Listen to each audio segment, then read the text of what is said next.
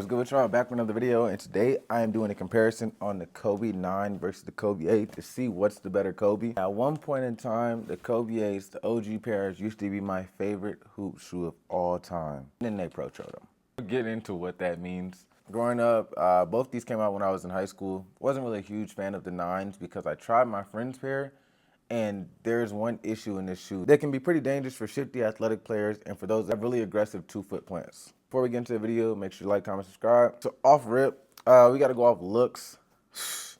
Not gonna lie, this is a tough one. This is very tough. Two of my favorite colorways in each pair. The Think Pink Kobe 9s, player exclusive right here. And then we have the Kobe 8. They're both very clean to me. I feel like both shoes have some really crazy and unique colorways. There's so many like OG 9s that I just had to get to have in my collection. This was one of them right here. Easter Kobe 9s. Ever since the high school days, bro, I wanted them, and I didn't have the money at the time to get them. Same with the Kobe 8s. I always want to get a Think Pink. Think Pink on any Kobe is always fire. I'm not gonna lie, bro, I can't decide. There's no way. Just with all the crazy colorways that both of them have, if you look up a list of just Kobe 9 lows, and you look up a list of the Kobe 8s, colorways are endless. Depending on which one you pick to compete against each other, it can go either way. So the looks will be a tie on this one. Next on the list, we have the cushion, and man, oh man. Honestly, they both have drop-in React insoles for the Protros. They're both not the best cushion setup in the world. Both the shoes are pretty much meant to be like low to the ground, great court feel, lightweight type of shoes. So with some shoes like that, you kind of do sacrifice cushion to be a little bit lower to the ground. But for me, I'm not gonna lie, the React on both of these is trash. I'm not really a huge fan of Nike React in general. Only ones that was decent in my opinion was like the PG6, but those shoes were so narrow, they were like certified ankle sprainers to me.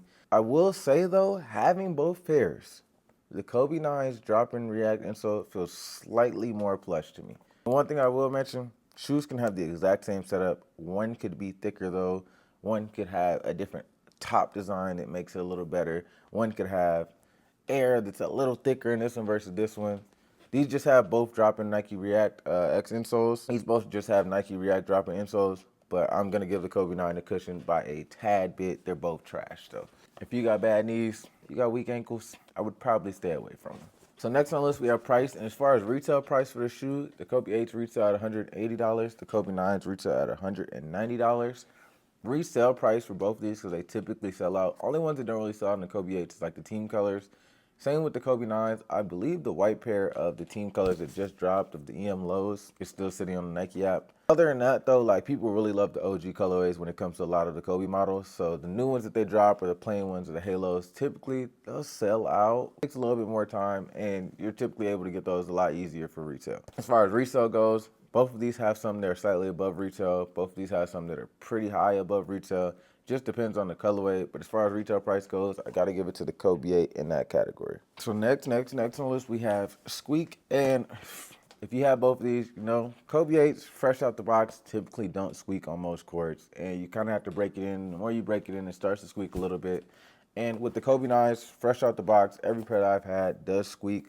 Not a performance factor at all, but some people do like it and do want it in their hoop shoes, for all those that keep asking. So the most frustrating thing is I will make a full 60-second review, and 4 to 3 seconds of it will be the squeak test, and somebody will comment, "You really did a review on Squeak?" I just did 56 seconds breaking down this shoe, from the cushion to the traction, the upper tech to how it feels on court, the size, the price, and of all that minute-long video, all you saw was the squeak. Most frustrating shit ever. Not to mention, if I make content and people are asking for that, when I didn't used to add it in reviews, I added it in reviews. That's why it's in there.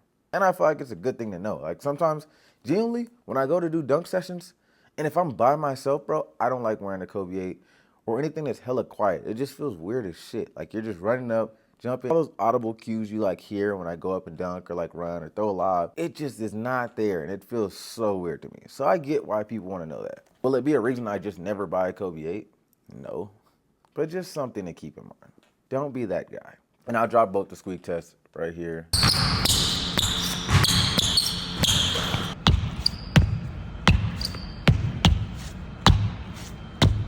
Next on the list, we also have traction. And as far as traction goes, there's like this Kobe chronicle in the world out here where everybody's like, Kobe 9s just have the best traction in the world. And it blows me. Not to mention, damn near all the Kobe's have really good traction. Kobe's 1s, Kobe don't have any 3s. Kobe 4s have really good traction. 5s have good traction. 6s have good traction. 7s are all right. They weren't bad, though.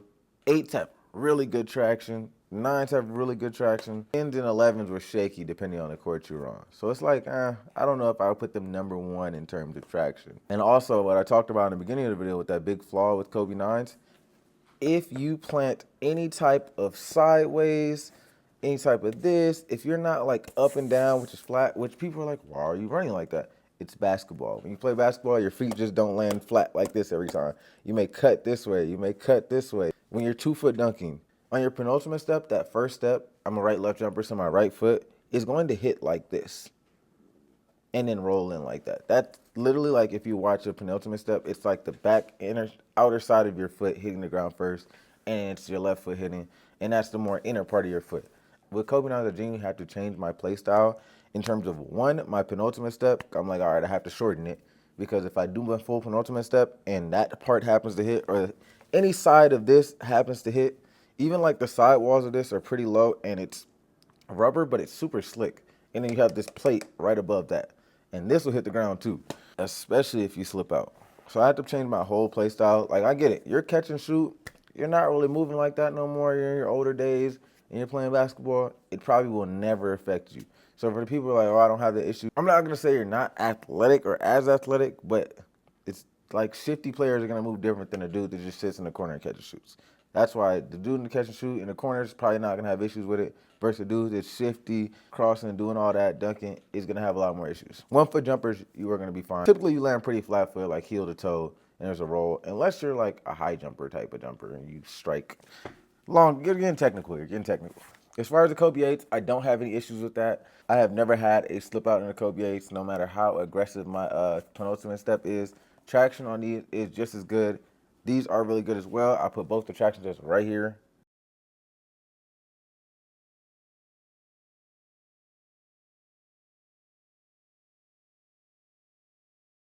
And so with both of the tractions being really similar and really good, but the Kobe 9s having to basically change my whole play style, and I've posted and seen different videos of other players do it, so it's not just me. I gotta get a traction to the Kobe 8s. I love the way these look though, that's why I got them.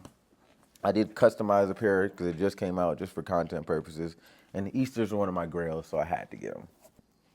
I did also get the Mambasitas, but those are like retail, basically. I'll get any retail Kobe just for the content. If I don't want them, I'll end up just selling them because they'll be brand new, basically. Wear them a couple times, especially if I've had the model before, I know how it feels. Next on the list, we have fit. For both of these shoes, I went true to size. I feel like the shoes are both a little bit narrow. In terms of length and everything, though, they fit perfectly fine for me. I wouldn't want any extra space in the toe box. I do feel like if you have wide feet, though, I would probably go a half size up. I feel like they fit like the typical Nike model shoe, though. They're pretty thin. They have a pretty narrow toe box, pretty narrow shoe overall. For all my wide footers out there, majority of Kobe's, you're probably going to have to go a half size up. I have flat semi-wide feet, though, and I don't like my hoop shoes loose, so I go true to size, and it fits me fine. Next on the list, we have court feel. They both have really good court feel, and for both these shoes, as they are a letter-ground, quick type of basketball shoe and made for those type of play styles, they have similar insoles, and this is all the cushion that you have in both the shoes. This is the Kobe 9. This is the Kobe 8. I was looking at the insoles to see if there was going to be any difference in the thickness here. As far as court feel goes, they're both really good. I will say I give it to the Kobe 9s to have a slight advantage. They feel slightly better, in my opinion, than the Kobe 8s. Same kind of thing with the cushion. They're both React. They're both built slightly different, and I got to give it to the Kobe 9s in that category. Both have good court feel, though. All right, so next on the list is weight, and this is one of my most frustrating things and why I don't like the Pro Show of the Kobe 8. Not only is the cushion pretty ass, and I just remember the other ones back in the day, I think it had a Lunar Line dropping insole, and they were just like so comfortable. The shoe was so soft, so flexible, like it was just like kind of that, oh, you forget it's on your foot. These, insole so stiff, the upper's kind of rigid. It's just not the same feel as the OG Kobe 8s, man. And with that being said, I don't have any OG Kobe 8s to weigh. I don't have any of the team colors with the fat tongue, but those are about 380 grams, so the extra 20 grams in weight, which already the Kobe 8s aren't super lightweight anymore compared to all the shoes that are out there. Then to top it off, you give us a fat tongue and it makes it even heavier and even more stiff and bulky. I've never had any issues with the laces cutting into my foot through this tongue. There's even some padding in the middle of the tongue for that, so I don't really get the fat tongue thing right there. Versus the Kobe 9s, coming around the same weight. They're coming at 375 grams. They're both around the average weight category. Average weight for my size hoop shoe is 370 to 400 grams. It really just depends on what Kobe 8 you get to know if it'll be heavier or lighter than the Kobe 9. As the Kobe 9s are pretty consistent in weight. Even with the Moonwalker colorway, this is coming at 379 grams. These are coming at 376. So that's about the average range for the Kobe 9, even though they have two completely different upper materials. Versus with the Kobe 8s, the fat tongue is going to be about 380 grams. Low tongue is going to be about 360. So, low tongue Kobe 8 wins the weight category. Then we have the Kobe 9s. And then the fat tongue Kobe 8s are the heaviest in the weight category. Overall take on the Kobe 8 versus Kobe 9. I honestly like the way the Kobe 9 feels a lot more. I like the looks on both of them. I think they are both beautiful shoes, beautiful design, especially when we start getting into some of those OG colorways. In terms of comfort, I give it to the Kobe 9 too. The Kobe 8s are just so stiff now, bro. I used to love these things. So it hurts even more that I don't love the new ones. So I've been waiting so long to get a wet the Kobe 8. I was even contemplating getting OG pairs back in like 2-3 years ago when I started getting to the sneakers because I wanted them so bad. And the prices on those, if you know, is crazy. Traction, they both have really good and really elite traction. Never had any issues with that. Even with the Kobe 8s, I feel like they have a little too much traction sometimes.